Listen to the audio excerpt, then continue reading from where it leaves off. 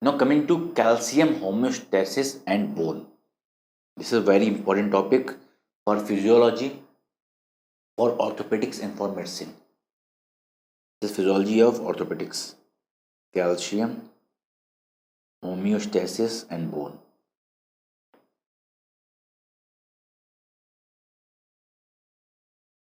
Okay. Now how much amount of calcium is present in our body? If you want to weigh the amount of calcium in your body, it is approximately 1 kilogram. So if you are 70 kg weight, 1 kg is calcium in your body. So 1 kg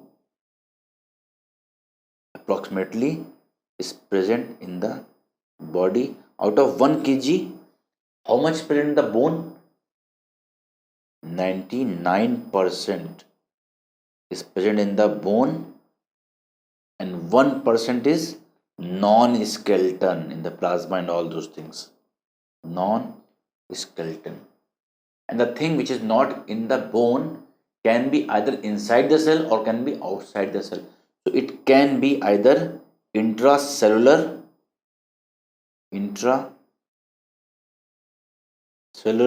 or can be extracellular. Inside the cell, out of 1%, 0.9% is inside the cell, and only 0.1% is outside the cell, and that maintains the plasma.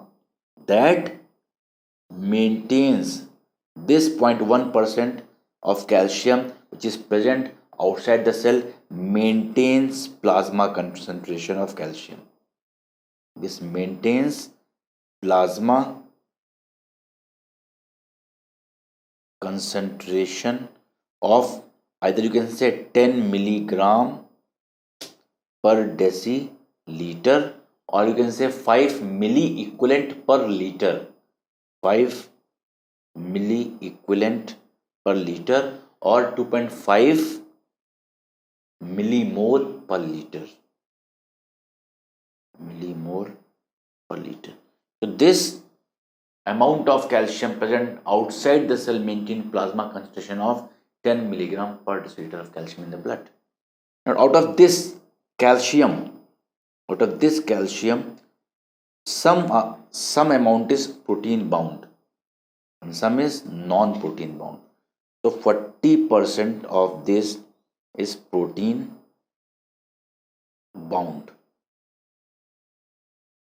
and 60% is not bonded with protein, which is called as non-protein bound. And out of this non-protein bound, 60% of this present in ECF, 10% is bound with phosphate, and 50% is free or ionized. 50% is free, or you can say it is ionized. Now this free ionized form of calcium is biological active calcium. This is biological active calcium, which is needed for, number one, calcium is acting as a secondary messenger. Number one, secondary messenger. Number two, it is needed for muscle contraction. Needed for muscle contraction, and we have discussed exocytosis. It causes exocytosis and various neuronal function. These are biological function of calcium, and this is the biological form which is active in the body. Now, how many hormones are involved in metabolism of calcium? There are mainly 3 hormones which are involved in the metabolism of calcium. One is parathormone, calcitonin, and vitamin D3. These 3 are very important hormones which are required for the metabolism of calcium. You can see here, suppose this is parathormone, then there is calcitonin, calcitonin, and third is vitamin D3. Vitamin D. Now, calcitonin decreases calcium in your body or increases calcium in the body? Calcitonin, if you remember in the Hindi, का calcitonin calcium को कम करता है. Calcitonin decreases blood calcium in the body. Calcitonin calcium को कम करता है. का calcitonin decreases calcium in the blood. Now what about parathormone? In parathormone, calcium is increased and phosphate is decreased. It is acting in opposite manner. It is increasing calcium level and decreases phosphate level. Now what about vitamin D? It increases calcium and also increases phosphate. Although this table seems to be very simple, but this is very, very important. Suppose if someone is having rickets or osteomalacia, the problem is vitamin D. So calcium will be low, phosphate will be low. If someone is having hypervitaminosis, calcium will be more, phosphate will be more. Okay, if someone is having hyperparathyroidism, calcium will be more, phosphate will be less. If someone is having hypoparathyroidism, calcium will be low, phosphate will be more. So if you remember, if both arrow are going in the same direction, problem is in vitamin D. And if both are going in the opposite direction, in the medicine you will understand there are various constellation of diseases which are based on vitamin D, like osteomalacia, like rickets, like hypervitaminosis. In parathyroid, there can be primary parathyroidism, there can be secondary parathyroidism, there can be pseudoparathyroidism. So all those can be understood if you know the basics of this, because parathormone is decreasing phosphate, increasing calcium. So if both are going in opposite direction, problem is with the parathyroid gland, parathormone hormone.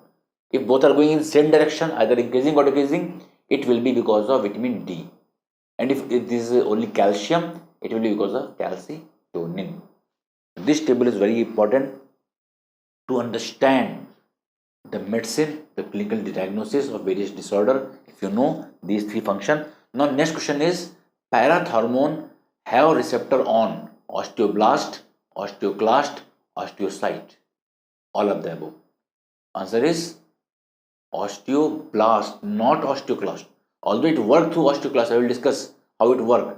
But receptor of parathormone is on osteoblast, not on osteoclast.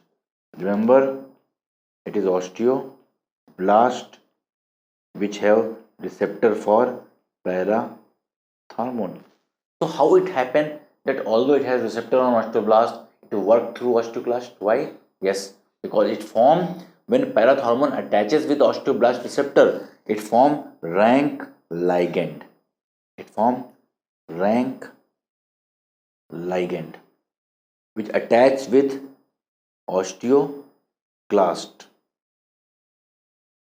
and this osteoclast will cause lysis of the bone. This causes lysis of the bone. So although parathormone increases calcium by dissolving your bone, but not through osteoclast. Receptor is on osteoblast, it forms rank ligand, and rank ligand will activate osteoclast to cause bone mediated lysis of your bone. So rank ligand is good for your bone or bad? Is this good for your bone or bad? You can see it causes lysis of bone. It is bad. So there should be an antagonist of rank ligand. If it is bad, there should be an antagonist of rank ligand. So what is, question number 1, what is natural antagonist of rank ligand? Do you know what is the name of that? It is called as osteoproteogenin. So osteoproteogenin is hero or villain? It is a hero. So who is villain here? Rank ligand. Because it is dissolving bone, it is causing osteoporosis. So there should be always a natural antagonist of rank ligand, and that is osteoproteogenin, OPG. So remember, it is very frequently asked question. What is OPG? OPG is osteoproteogenin. Osteoproteogenin is natural antagonist of rank ligand. Osteoproteogenin, it is natural antagonist of what? Rank ligand. It does not allow rank ligand to cause dissolution of the bone. It prevents osteoporosis.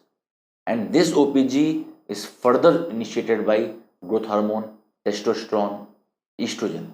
That is why in post-menopausal women, what happens is that if there is less of estrogen, what will happen? It will not initiate osteoproteogenin. So there is post-menopausal osteoporosis. So remember, this is hero. And do you know any drug in the pharmacology which also causes the same action? What is drug of choice of osteoporosis? It is bisphosphonate. Do you know? There is bisphosphonate.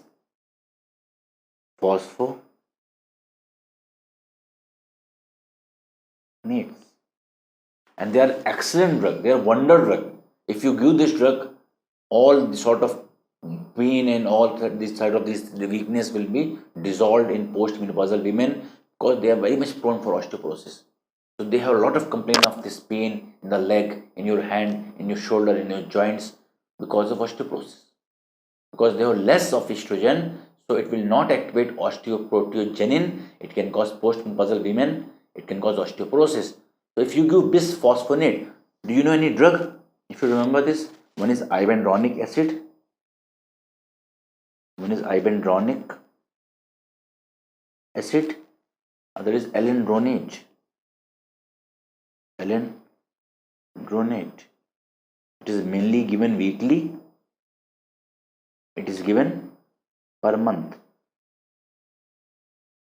Monthly.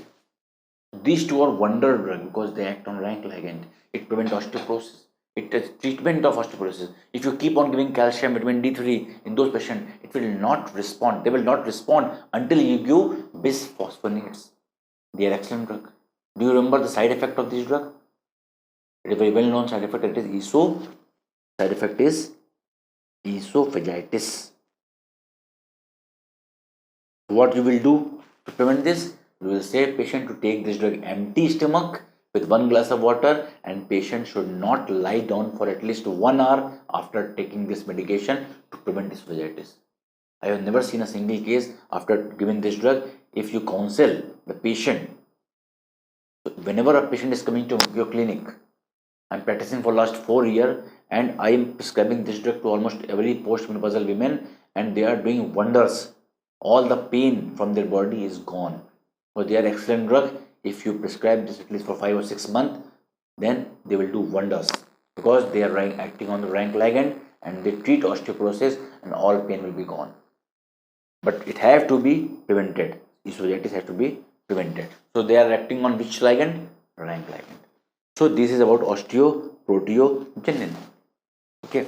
Now, what are the hormones which initiate this osteoproteogenin?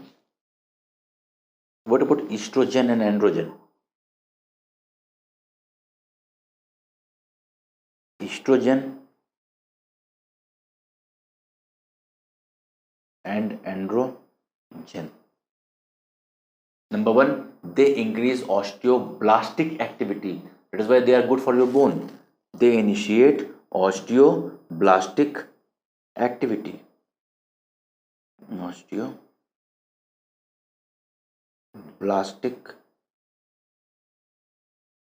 activity. They initiate osteoblastic activity. They also initiate synthesis of osteoproteogenin. Yes, remember, they are hero. They have to be maintained, they have to be synthesized, and they are mainly synthesized because of under the influence of estrogen and androgen. And if they are lost after hysterectomy, okay, or due to any cause of postmenopausal, if estrogen is not formed, then there will be chances of osteoporosis because of lesser chances of synthesis of osteoproteogenin. They also inhibit osteoclastic activity. So they are wonderful hormone for your bone. They also inhibit osteoclastic activity. Bt. So remember these 3 points are very important for your examination because they are bone synthesizing hormone, not bone dissolving hormone. Second is growth hormone. Growth hormone, it increases, growth hormone increases osteoblast mediated osteoblast mediated bone synthesis. Bone synthesis. So growth hormone is also good for the bone, isn't it? Now next is thyroid hormone. Next is thyroid hormone.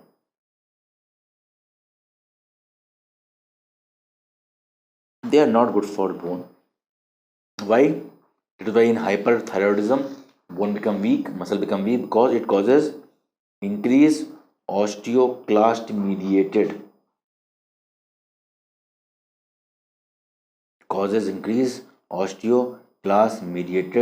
bone resorption. Then it is, what about glucocorticoids? What about glucocorticoids?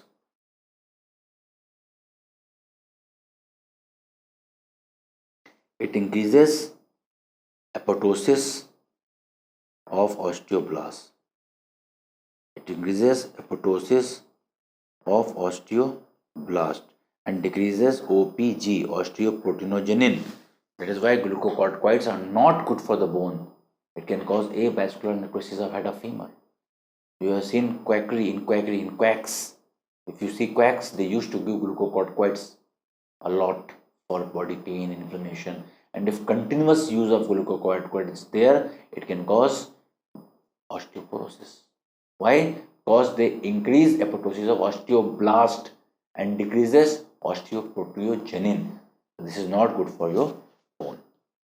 Now something about vitamin D.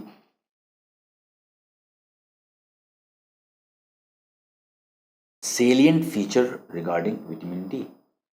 First of all, where it is formed. It is formed in skin. When ultraviolet rays fall on skin, in skin there is one substance called as 7-dehydrocholesterol. 7-dehydrocholesterol. And when UV rays fall on the skin, it forms cholecalciferol. It forms cholecalciferol.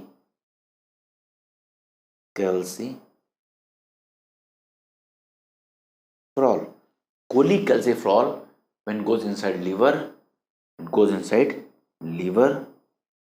it convert into 25 hydroxy cholecalciferol, and this is the major circulating form of vitamin D. It is major circulating form.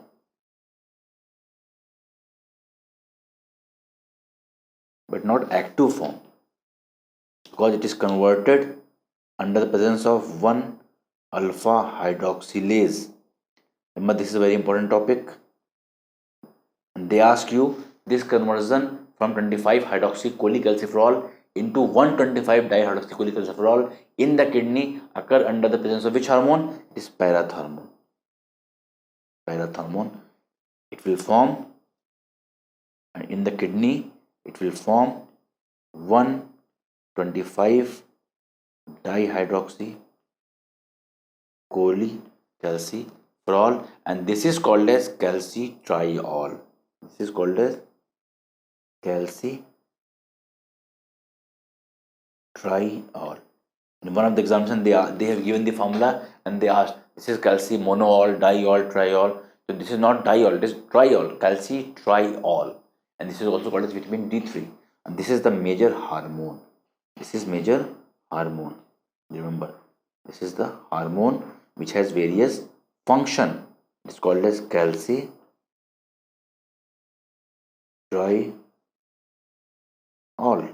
What is function of calcitriol? What are function of calcitriol?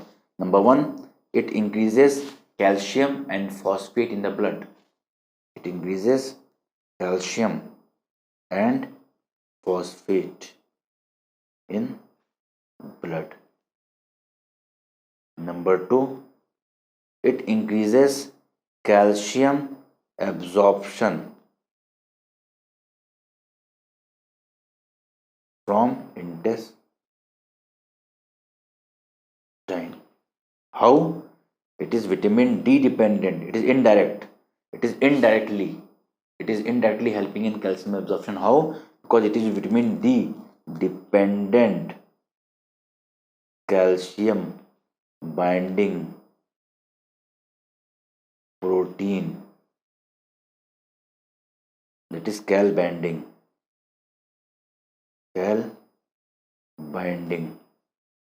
It is induced by calcitriol. This protein is induced by calcitriol.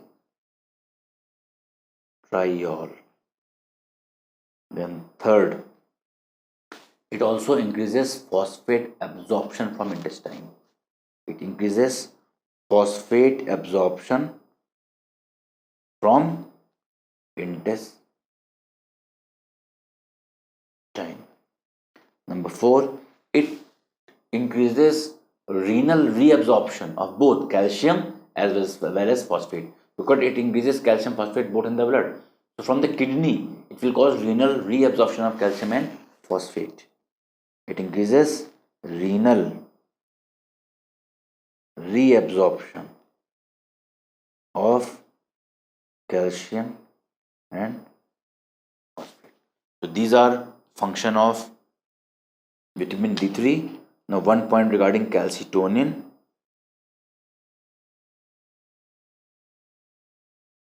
Calcitonin decreases blood calcium in the blood. How? By inhibiting bone reabsorption. By inhibiting bone resorption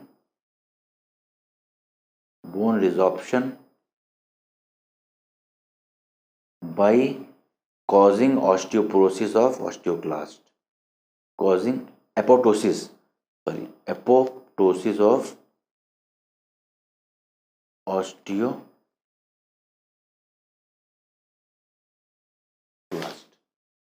This is about calcium metabolism involved by parathormone, calcitonin and vitamin D3, that is calcitriol.